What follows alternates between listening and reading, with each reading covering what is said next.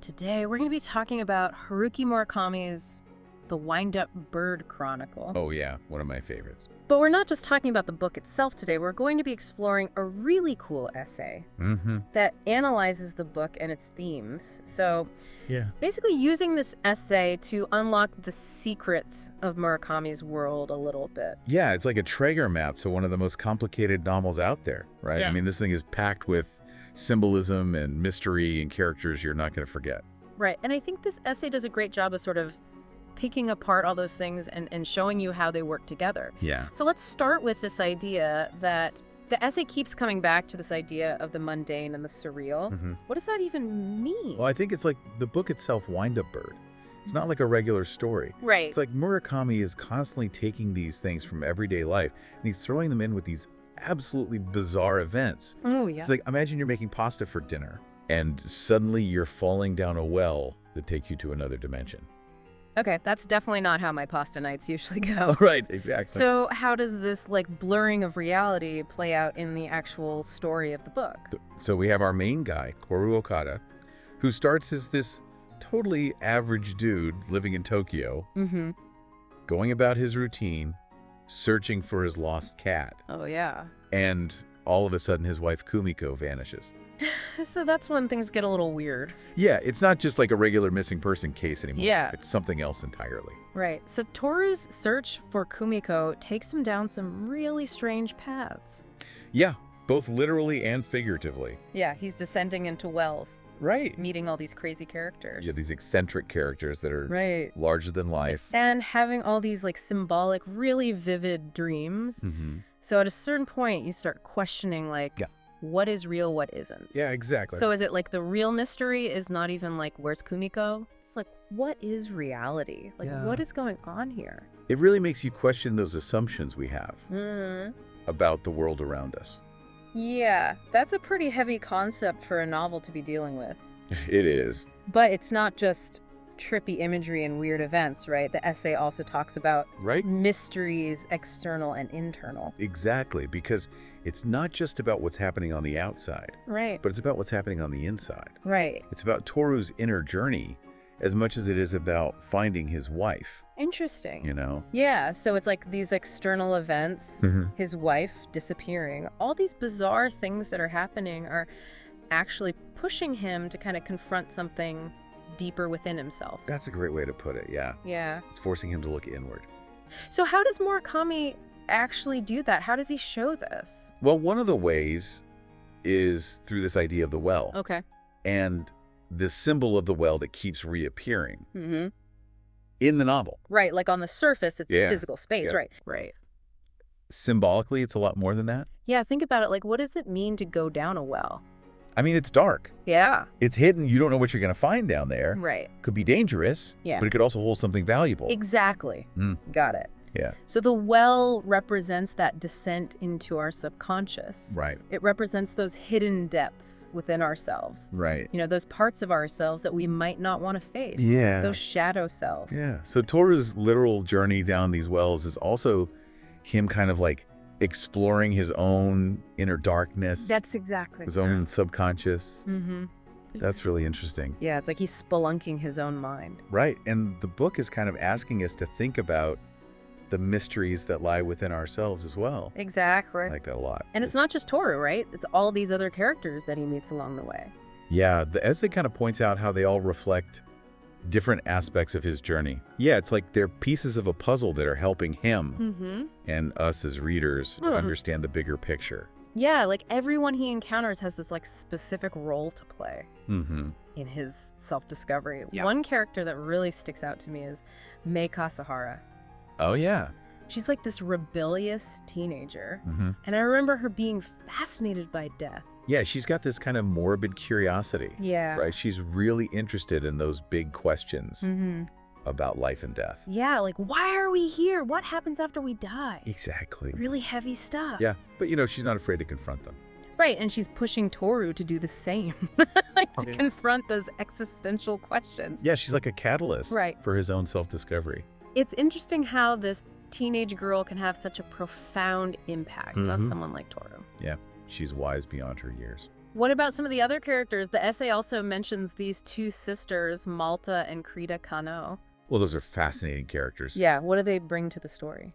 Well, they bring a sense of mysticism, of intuition, and the power of the subconscious. Right. They're like these conduits to the deeper mysteries of the story. Right. It's almost like they represent the intuitive or spiritual side of human experience. Which is really interesting because it contrasts so much with Toru's more like logical and pragmatic approach. That's a great point. Yeah, it's like they're showing him a different way of seeing the world, a different way of understanding reality. Yeah. And then there's Noboru Wataya. Oh, yeah.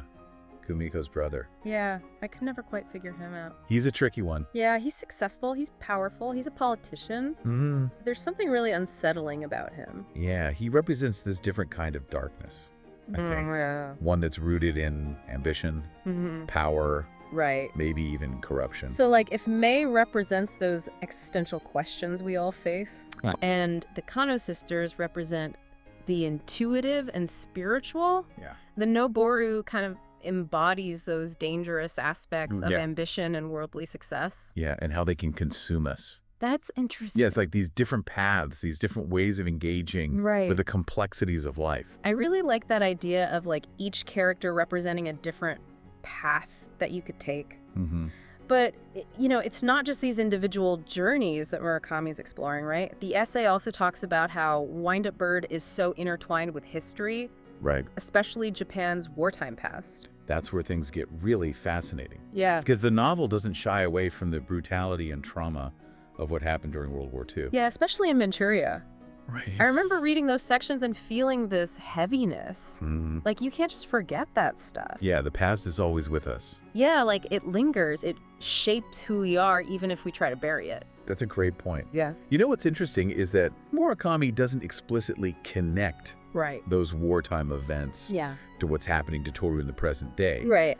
But he kind of weaves them into the story in a way that you feel their weight. Yeah. You feel their impact. Yeah, it's subtle, but it's definitely there. Yeah. Like, he's suggesting that personal and national histories are kind of interwoven. They are, right? You can't separate them. That the past is never really past. Yeah, it echoes through the present. It shapes our reality even now. Absolutely. It's like we're all haunted by history in some way. I think that's true. Whether we realize it or not. Yeah, and I think Murakami's really trying to get at that in this novel. And he does it masterfully, I think. He does. Like, he doesn't hit you over the head with it. Yeah. But it's definitely there. It's subtle but powerful. Yeah. I think that's one of the things that makes Murakami so great. Yeah, he's a master of atmosphere and mood. Yeah. And creating this sense of unease and mystery. Right. That just pervades the whole novel. Yeah, and keeps you turning the pages. Exactly. Even when you're not quite sure what's going on. Yeah, you're just drawn in. You're hooked. You want to know what happens next. And it all comes back to that central question of like, what is real and what isn't? I think that's at the heart of it. Yeah. It's about blurring those boundaries between the real and the surreal. And forcing us to question our own perception. Yeah. And I think that's one of the reasons why Wind-Up Bird is so resonant with readers today. It's so relevant. Yeah. Even though it was written, you know, a while ago. Yeah. But it speaks to something really fundamental about the human experience. Yeah. That search for meaning in a world that often feels chaotic and confusing. Absolutely. Yeah. And I think Murakami's really good at capturing that feeling. Yeah. And he does it without giving us any easy answers. Right. Which is frustrating sometimes, but also, I think, really powerful. Because it forces us to think for ourselves. To come to our own conclusions. And that's what makes it stick with you. Yeah. Long after you finished reading. I think that's the mark of a truly great novel. Yeah. When it stays with you and keeps you thinking. It makes you want to reread it. Yeah, and see something new each time. Yeah. To uncover new layers of meaning. Exactly. That you might have missed before. So I think we've got a lot more to talk about with Wind-Up Bird. Yeah, we've only just scratched the surface. Right. But for now, we're going to take a quick break. Okay. And we'll be right back to dive even deeper into this fascinating book. Sounds good. And this really thought-provoking essay. Yeah, it's a great companion to Murakami's work. Absolutely. So stay tuned. We'll be right back. Yeah, it's like these characters are all haunted by these things, you know, these unseen forces shaped by events they may not even fully understand. Yeah, and I think we see this most clearly in the character of Lieutenant Mamiya. Oh yeah, his story is so powerful. It really is. So haunting. It's one of the most unforgettable parts of the novel, for sure. He was a soldier in Manchuria, right? And his experiences there are brutal. Yeah, his account of what happened is so raw, so unflinching. Yeah, it really makes you confront, like, the human cost of war. Absolutely. The scars it leaves on individuals and on society as a whole. Yeah, it's not just about the physical wounds. Yeah. It's about the psychological wound. Right. The trauma that lingers long after the fighting is over. Yeah, and it makes you think about how trauma can be passed down through generations. Yeah. How these echoes of past violence can kind of ripple through time. Like ripples in a pond. Right. They just keep spreading outward. And shaping the present in ways we might not even realize. Exactly. Yeah. And it raises these really important questions, you know, for us as readers. Yeah. Like how we confront these difficult histories. Yeah. How do we acknowledge the past without letting it define us? Right. Like, how do we move forward without forgetting what happened? It's a delicate balance. Yeah. And these are themes that I think resonate far beyond the pages of the novel. Oh, absolutely. You know, one thing that keeps coming to mind is the wind-up bird itself. The Wind-Up Bird. Right. It's in the title. Yeah. It pops up throughout the story. The essay calls it a recurring motif. Right. Is one of Murakami's signature moves. Yeah. So what is the deal with this bird? What does it mean? Well, that's the million-dollar question, isn't it? Yeah. Is it a symbol of fate? Destiny?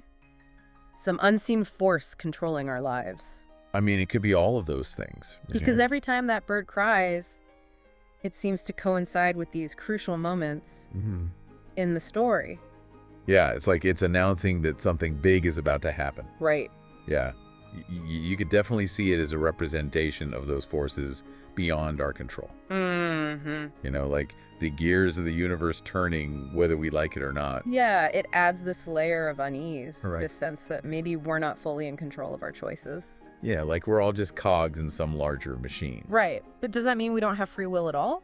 Well, that gets into the whole debate of free will versus determinism, right? Okay, hold on. Break that down for me for a second. So determinism is the idea that everything that happens is inevitable, that our choices are already determined by prior events or some grand plan. Okay, so it's like a domino effect. Exactly. Each event causes the next and so on, Right. leaving no room for choice. Yeah, it's a pretty bleak outlook on life. Yeah, a little bit. But free will, on the other hand, is the idea that we have the power to choose our own paths, that our decisions are not just the result of predetermined factors. So is Murakami saying that we're all just puppets on a string, controlled by this wind-up bird of fate? I don't think he's giving us a simple answer. Right. I think he's playing with both sides of that debate, exploring the tension between free will and determinism without taking a definitive stance. So maybe it's not about one or the other, but about how we navigate that tension, Exactly. that uncertainty. It's about recognizing that we might have agency, but we also have to acknowledge that there are forces beyond our control. Yeah, and that ties back into one of the novel's key themes, right?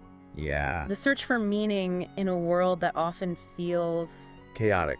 unpredictable. Yeah, we're all trying to figure things out, Right. to make sense of our lives, To find our place. to find our place in the grand scheme of things. Yeah, and that's where the wind-up bird comes in, right?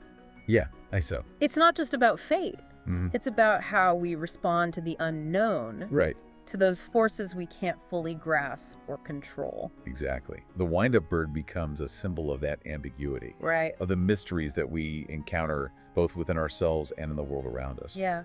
It's a reminder that life is rarely straightforward, Right. that things don't always make sense, and that sometimes we just have to embrace the unknown. Yeah, I think that's a really important lesson. So it's less about finding answers and more about asking the right questions. Yeah, I think so. About grappling with that uncertainty. Yeah, because those questions that struggle for understanding, that's what ultimately connects us as human beings. Right, we're all in this together. Yeah. Trying to figure things out. Trying to make sense of the chaos. To find our way. Yeah. And maybe that's why Wind-Up Bird resonates so strongly with so many readers. Right. It doesn't offer easy solutions or pat answers. Yeah. But it does capture that feeling of searching, of trying to find meaning in a world that often feels... Nonsensical. Yeah, absurd even. Yeah, I think that's a good word for it. Pointless. Right. And yet we keep searching. We do. We keep hoping. We keep looking for that meaning. Yeah, and I think Murakami's novel gives us a way to do that. It gives us a framework for understanding our own experiences. Even if it doesn't give us all the answers. Right, it gives us the tools. To ask the right questions. And maybe that's enough. Maybe that's all we need. You know, it's funny. We've been talking about this book for a while now, and I feel like we've barely even scratched the surface. Oh, I know what you mean. It's one of those books that you could read a dozen times and still find something new each time. Totally. And the more you dig into it, the more you realize how connected everything is, even the things that seem totally random or bizarre. Yeah, it's like a giant puzzle box where you're constantly finding these intricate little pieces and trying to put them together. Right. But there's never one, definitive solution. Exactly. Yeah. And I think that's what keeps you coming back for more. Right? It keeps you thinking, questioning. Yeah, and engaged with the material. Totally. And I think that's what makes Murakami so unique, right? He's not interested in just spoon-feeding you answers. Right. He wants you to work for it a little bit. Yeah. He wants you to wrestle with the ideas to come to your own conclusions. To embrace the ambiguity, Absolutely. Okay. Because that's kind of the point, right? Life is ambiguous. Yeah. The essay actually makes a point of saying that you can't really put Wind-Up Bird in a box. It's not just a mystery or a love story or a historical novel. Right, it defies categorization. Yeah, it's all of those things and more kind of woven together into this really unique tapestry. And that's what makes it so compelling, I think. Yeah. Murakami's not afraid to experiment. Yeah. To break the rules, to take us on these journeys that we don't really expect. Totally. And he does it with this style that seems so simple on the surface. Right. But then you realize there's all this depth there. Yeah, it's deceptively simple. Yeah. Like you said earlier, it's like an iceberg. You see the tip, right? But underneath there's this whole vast world. It's like this hidden world of subconscious and memory and history. And Murakami's inviting us to dive in. Yeah, to explore those hidden connections. To face those mysteries within ourselves and in the world around us. And isn't that what great literature is all about? Yeah, I think so. It holds a mirror up to us. Helps us understand ourselves. Yeah, it connects us to something bigger than ourselves. So as we're wrapping up this deep dive, what is the one thing you hope listeners will take away from our conversation? I think more than anything, I just hope it sparks their curiosity. Whether they've read Wind-Up Bird before or this is their first time hearing about it, I hope we've piqued their interest. Yeah. Murakami's world is definitely worth exploring. It's a story about loss and love and the search for meaning. Yeah, in a world that often feels chaotic and even absurd. Those moments when the ordinary becomes extraordinary, Exactly. When we're forced to confront those parts of ourselves that we usually keep hidden. And I think ultimately it's a reminder that even when we feel lost or alone, there's beauty in the journey itself. I love that. So to our listeners, if you've been intrigued by anything we've talked about today, I encourage you to pick up a copy of The Wind-Up Bird Chronicle. Yeah, do yourself a favor and dive in. You never know what you might discover.